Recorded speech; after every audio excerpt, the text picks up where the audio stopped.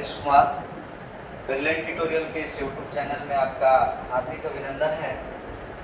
पिछले क्लास में हम लोग रेशियो पढ़ रहे थे। रेशियो कैसे निकाला जाता है वो बताए थे। अब हम लोग उसी को थोड़ा सा और आगे लेवल पे सोचेंगे क्या क्या होता है। मैं क्वेश्चन के माध्यम से आप लोग को करवा रहा हूँ। इससे मान लिया जाए कि दिया हुआ है कि यदि A ratio B is equal to C ratio D is equal to दे दिया है 5। कितना दिया? 5। और आपको अगर कहे देन निकालना रहे 3 प्लस 4C और बट रेशियो में दे रहे 3B और बटा 4D और कहें कि इसका वैल्यू क्या होगा। देखिए कुछ भी रहे, बस आपको सिर्फ इतना देखना है कि यहाँ जो मल्टीप्लाई और डिवाइड किया जा रहा है, जैसे यहाँ 3 है तो यहाँ भी 3, यहाँ 4 है तो यहाँ भी 4, ये संख्या आपको सेम मिलेगी। अगर सेम संख्या मिलेगा तो करना क्या है, तो आपको कुछ नहीं करना है। जो आपका यहाँ कांस्टेंट वैल्यू दिया हुआ है यही इसका वैल्यू हो जाएगा, यानी 3B प्लस 4D का वैल्यू जो कितना हो जाएगा आपका राइट आंसर। लेकिन कहिएगा कि सर ये कैसे हुआ, कहाँ से आप कॉन्सेप्ट लाए, कनेक्शन लगा दिए। तो देखिए चाहे यहाँ पे 2 गो रहे, 3 गो रहे, 4 गो रहे, 5 गो रहे, कुछ भी रहे, उससे कोई विशेष फर्क नहीं पड़ता है। मैं इसको आपको कॉन्सेप्ट बताता हूँ, इसका बेसिक कॉन्सेप्ट है क्या। तो अगर हम लोग यहाँ पे सोचे कि अगर A by B is equal to B by C is equal to A by B is equal to C by D is equal to E by A, और अगर इसका वैल्यू कुछ दिया हुआ है, जैसे यहाँ A बाई B बराबर C by D is equal to 5 दिया हुआ है। यहाँ पे हम लोग 3 टर्म माने, 4 5 भी आएंगे, ठीक है, उससे कोई दिक्कत नहीं है। तो अगर ऐसा दिया हुआ है तो बताइए कि यहाँ पे इसका वैल्यू क्या होगा। तो देखिएगा अगर सेम संख्या से ऊपर नीचे गुना करें तो क्या होगा, तो आप ऐसा कीजिए। देखिए चूंकि A बाई B किसके बराबर है, K का, C बाई D किसके बराबर है, K का, E बाई F भी किसके बराबर है, कहिएगा K का। अगर आप A कहिएगा कि ये सभी K के बराबर है, तो यहाँ पर देखिए ये क्या होगा कि मैं लिखूं कि चूंकि A by B is equal to क्या, K लिख सकता हूं, तो A का वैल्यू मैं क्या लिख सकता हूं, तो A के वैल्यू कहिएगा कि B इधर डिवाइड में है तो उधर जाके मल्टीप्लाई, यानी B इंटू K या K इंटू B भी लिख सकता हूँ। उसी प्रकार अगर C by D is equal to लिखिएगा तो क्या इतना बराबर भी K लिखिएगा। तो अगर मैं C इज इक्वल टू लिखूं तो D इंटू K लिखिए। उसी तरह अगर E by F is equal to कितना लिखते हैं K, तो E इज इक्वल टू कितना हो जाएगा, तो F इंटू K। और अगर आपको पूछे, क्या पूछेगा कि बताइए यहां से आप वैल्यू निकाल करके हमें बताइए किसका, तो इसका निकालिए। यहां से देखिएगा वैल्यू निकालना है A बटा B प्लस C बटा D प्लस E बटा F। इसका वैल्यू क्या होगा, और इसमें एक संख्या कांस्टेंट के रूप में भी जुटा रहेगा। तो बताइए अगर ऐसा पूछे तो इसका वैल्यू क्या होगा, कुछ भी ऊपर नीचे गुना कर दो उससे कोई फर्क नहीं पड़ेगा।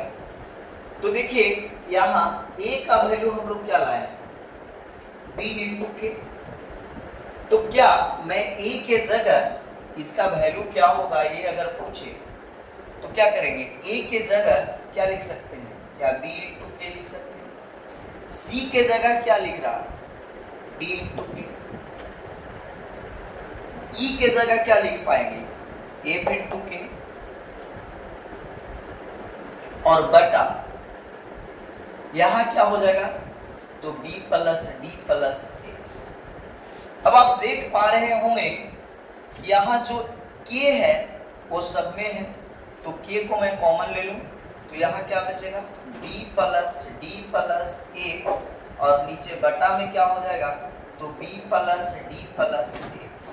और ये b plus d plus f से b plus d plus f cut जाएगा, और यहाँ से आपका वैल्यू क्या आ जाएगा, ये।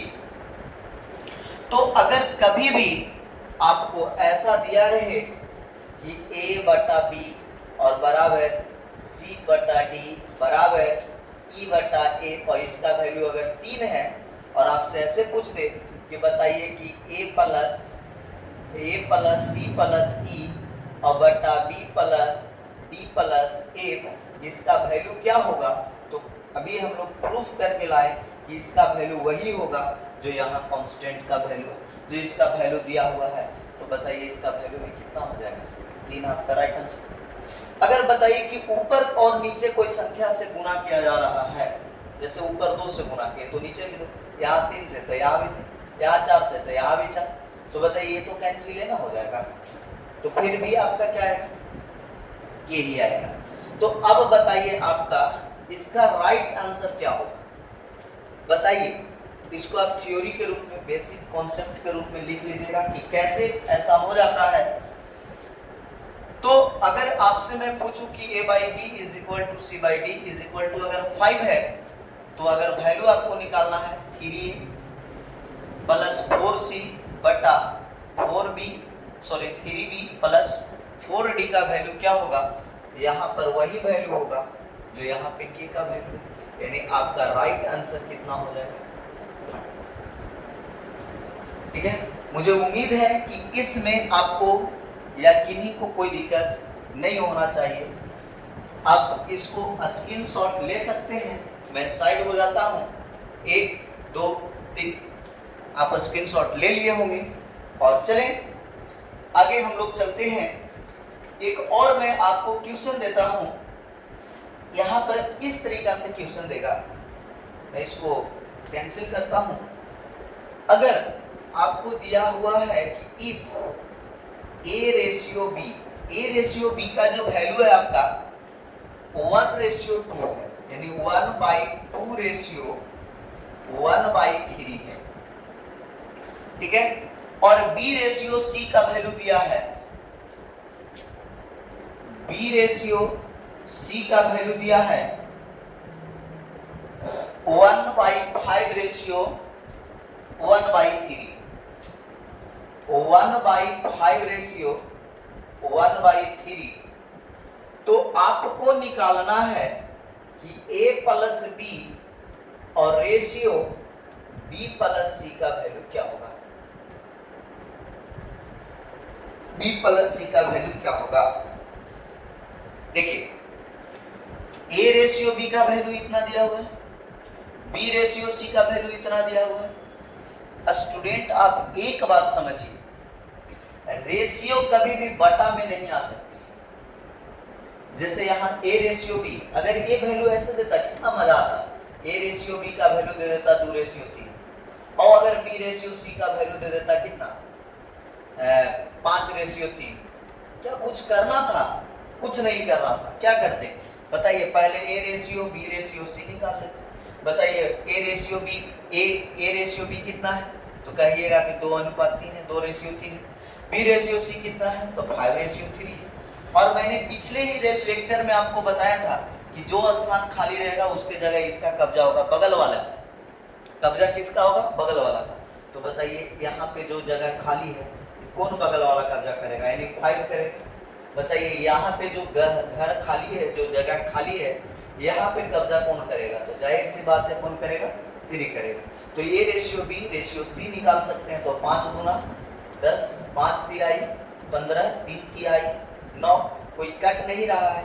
तो a ratio b ratio c का वैल्यू कितना, 10 रेशियो 15 रेशियो 9 हो जाएगा।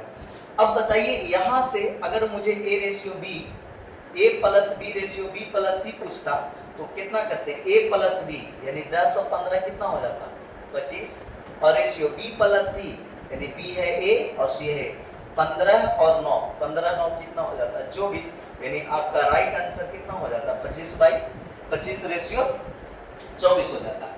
लेकिन इतना सिंपल क्वेश्चन ना पूछ करके आपको क्या दिया है, आपको बटा में रेशियो दिया है, तो आपको ये बात समझना पड़ेगा कि रेशियो बटा में नहीं होता है, ठीक है। अब आपको इसको सिंपल में लाना है, और सिंपल में लाने के लिए क्या करना पड़ेगा, देखिए यहाँ पे कॉन्सेप्ट आ रहा है, आपको समझना पड़ेगा।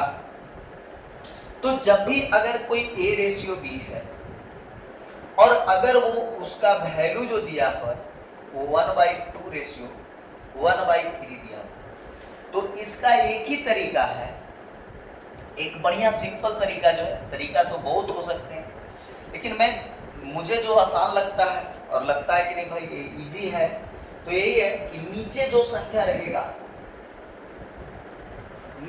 संख्या रहेगा उस संख्या को आप एलसीएम ले लीजिए। क्या ले लीजिए, एलसीएम। तो बताइए 2 और 3 का एलसीएम कितना होगा, तो कहिएगा 6। अब जब नीचे एलसीएम ले लिए तो क्या करिएगा, ये दोनों संख्या से बार बार गुना कीजिएगा, यानी इसमें भी 6 से गुना करिएगा और इसमें भी 6 से गुना करिएगा। तो बताइए ए रेशियो बी का जो वैल्यू आ जाएगा 2 तिहाई कितना 6, यानी कितना आ गया 3, और रेशियो 3 दूना कितना हो जाएगा आ गया 3 रेशियो। अब आपको एक बात और यहां से सीखना होगा, और वो क्या कि अगर सर ऐसा रहता, कैसा, A ratio B ratio C, एक जो क्वेश्चन है ना बहुत सारे कॉन्सेप्ट क्लियर करने वाला है।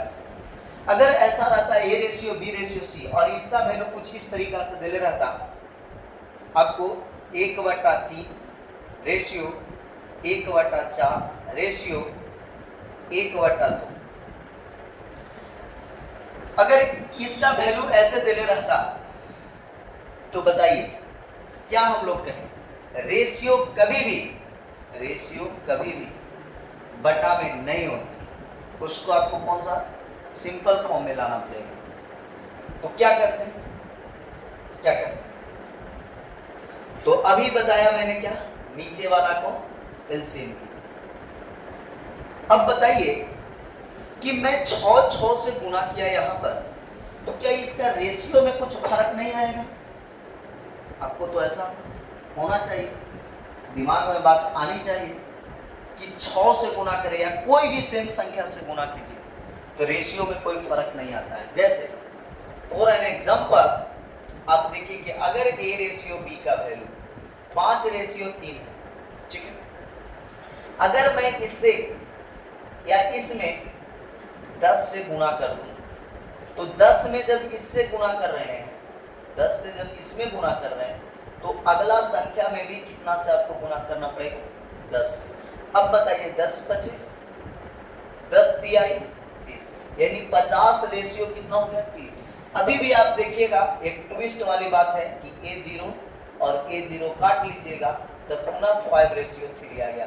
यानी रेशियो का कहने का मतलब ये है कि अगर किसी भी रेशियो में समान संख्या से गुना किया जाए तो उसके वैल्यू में कोई परिवर्तन नहीं होता है।